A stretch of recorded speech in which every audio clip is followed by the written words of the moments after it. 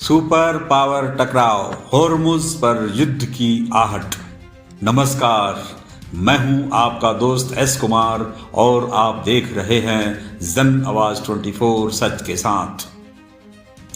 आज की खबर सिर्फ एक अंतर्राष्ट्रीय खबर नहीं है। आज की खबर दुनिया की ऊर्जा, अर्थव्यवस्था और आने वाले युद्ध की दिशा तय करने वाली खबर है, क्योंकि दुनिया के सबसे खतरनाक समुद्री रास्ते होर्मुज जलडमरू मध्य पर इतिहास का सबसे बड़ा सैन्य तनाव खड़ा है। और इस तनाव के केंद्र में है तीन ताकतें: अमेरिका, इजराइल और ईरान। युद्ध अब 18वें दिन में प्रवेश कर चुका है। मिसाइलें चल रही है, ड्रोन उड़ रहे हैं, तेल के टैंकर डर के साए में चल रहे हैं और पूरी दुनिया की नजरें टिकी है होर्मुज के उस संकरे रास्ते पर जहां से गुजरता है दुनिया के तेल का लगभग 1/3 हिस्सा। यानी अगर यह रास्ता बंद होता है तो सिर्फ युद्ध नहीं होगा, दुनिया की अर्थव्यवस्था हिल जाएगी। अब आपको समझाते हैं युद्ध का सबसे खतरनाक मोड़। दोस्तों, वीडियो में आगे बढ़ने से पहले अगर अभी तक आपने हमारे चैनल को सब्सक्राइब नहीं किया है तो चैनल को लाइक और सब्सक्राइब करें। इससे मुझे आपके साथ अच्छा संबंध बनता है और मैं आपके साथ हमेशा बने रहना चाहता हूं।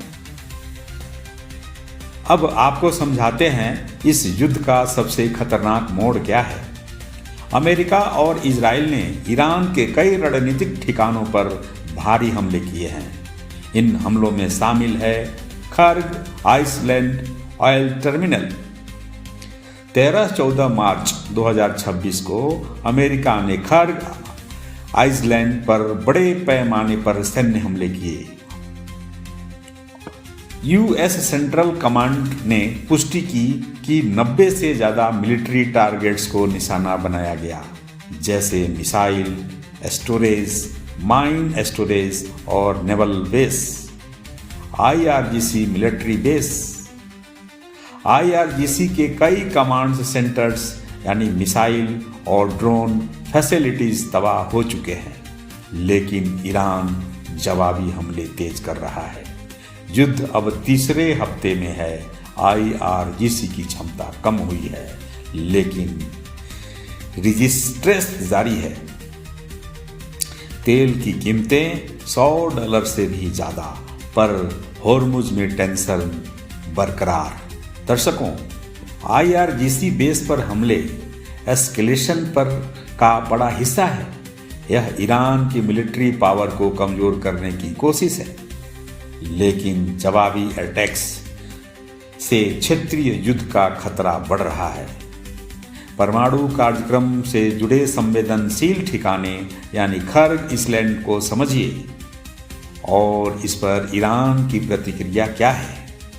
तेहरान ने इसे रेड लाइन बताया, धमकी दी कि अगर खार्ग के ऑयल स्ट्रक्चर्स पर हमला हुआ तो क्षेत्र में यूएस और उसके सहयोगियों जैसे यूएई और सऊदी अरबिया जैसे देशों के ऑयल फैसिलिटीज को जलाकर राख कर देंगे।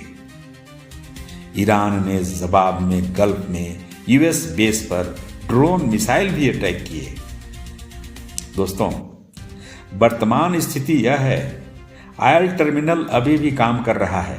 सैटेलाइट इमेज से पता चला है कि कुछ टैंकर्स लोडिंग जारी है। युद्ध के तीसरे हफ्ते में भी एस्केलेशन जारी है, लेकिन यूएस ने अभी ऑयल हिट से बचा लिया। दर्शकों, खार्ग आइसलैंड पर हमला युद्ध का बड़ा टर्निंग पॉइंट है। यह ईरान की मिलिट्री को कमजोर करने की कोशिश है, लेकिन ऑयल हब को बचाकर ग्लोबल इकोनॉमी को अभी बड़ा झटका देने से रोका गया। अगर आगे ऑयल टारगेट्स हुआ तो दुनिया को तेल संकट गहरा सकता है। यह सिर्फ एक द्वीप नहीं है, यह है ईरान की तेल अर्थव्यवस्था की धड़कन। अगर यह पूरी तरह तबाह हो जाता है तो ईरान का तेल निर्यात लगभग रुक सकता है। लेकिन ईरान भी पीछे हटने वाला नहीं है। ईरान ने जवाब दिया है सीधे इजराइल की राजधानी तेल अवीव पर, और इस जवाब में इस्तेमाल हुई है सेजिल 2 बैलिस्टिक मिसाइल और क्लस्टर बम्स। यानी अब यह सिर्फ जवाबी कार्रवाई नहीं है, यह पूरी सैन्य टकराव की स्थिति बन चुकी है। लेकिन असली डर यहां से शुरू होता है। ईरान ने साफ चेतावनी दी है, होर्मुज जलडमरू मध्य हमारे दुश्मनों के लिए बंद है। सोचिए, अगर यह सच में बंद हो जाता है तो क्या होगा? दुनिया के लगभग 20% तेल टैंकर यहीं से गुजरते हैं। अगर यह रास्ता बंद हुआ तो तेल की कीमतें $150 तक भी जा सकती है, और इसका सीधा असर पड़ेगा भारत जैसे बड़े देशों पर। लेकिन इस संकट के बीच भारत की एक बड़ी कहानी सामने आई है। इस तनाव के बीच भारत का एलपीजी टैंकर यानी होर्मुज से गुजर रहा था। नाम है शिवालिक, और इस जहाज में था 45,000 टन एलपीजी। और यह जहाज पूरे युद्ध के बीच होर्मुज से गुजरकर सुरक्षित पहुंच गया गुजरात के मुंद्रा पोर्ट। इस मिशन में भारतीय नौसेना ने एस्कॉर्ट्स दिया, और कूटनीतिक स्तर पर भारत और ईरान के बीच विशेष बातचीत हुई, जिसके बाद ईरान ने भारतीय जहाज़ों को विशेष अनुमति दी। यह सिर्फ एक जहाज़ की कहानी नहीं है, यह है भारत की कूटनीति और रणनीतिक संतुलन की कहानी। लेकिन सवाल अभी भी बड़ा है, अगर यह युद्ध लंबा चला तो क्या होगा? क्या तेल की कीमतें और बढ़ेगी? क्या भारत में पेट्रोल और डीजल महंगे होंगे? क्या एलपीजी सिलेंडर भी फिर महंगा होगा?